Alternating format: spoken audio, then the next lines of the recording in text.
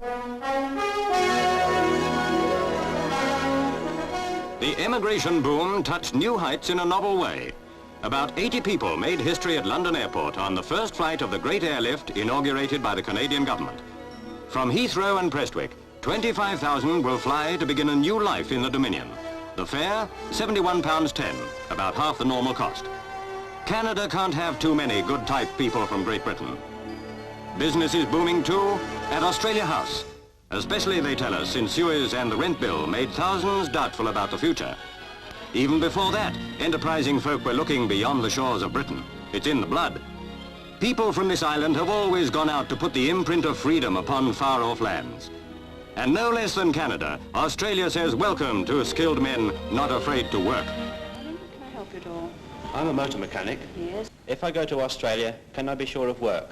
I'm sure you can't fail. There's plenty of work in Australia for a skilled man. Daily queues form at the Canadian Immigration Office also. Those not lucky enough to get on the airlift put their names down for the sea passage. The feel of being there already comes, to the younger ones at any rate, as they wait to give their particulars to the official. Last year, nearly 52,000 left Britain to settle in our oldest dominion. Not without trepidation, some of them. It's not a step anyone can take lightly, but many a man's mind has been set at rest by the information officer. How about income tax? Well, the Canadian rate of taxation is about a half to a third of what you pay in this country.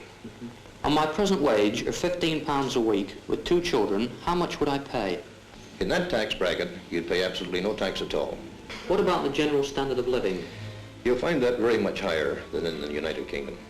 As to Australia, High Commissioner Sir Eric Harrison says they want another 20,000 quite soon.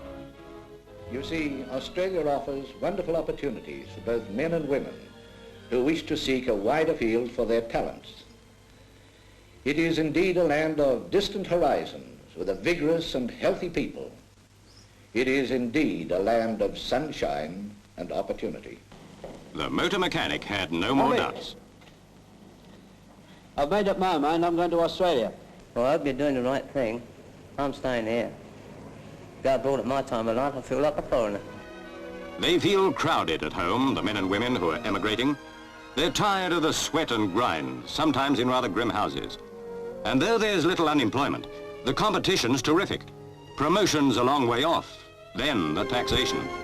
Not much pay left after income tax, purchase tax, beer tax, tax this, tax that. The immigration ship looks like a passport to a land of promise.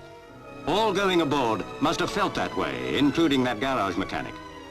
They're useful people who are emigrating. No question of unloading the riffraff. Australia, Canada, New Zealand and the rest are getting best quality men and women. And it's good luck we wish all of them. They're another proof that the race has bred true. But here at home, there'll be adventure too in ever-improving conditions with housing worthy of the nation that pioneers atomic industry in which Britain leads. What opportunity for men who seek their adventure in new science. Today, all industry challenges men of spirit and enterprise. Automation, if we control it properly, will double our standard of life in 25 years. Britain's a good country. The inviting sea that beckons some abroad relaxes millions every year. On everybody's doorstep, there's sport of the highest standard in the world. We taught it to the world. And if they sometimes match us at these games, it's all in the day's fun.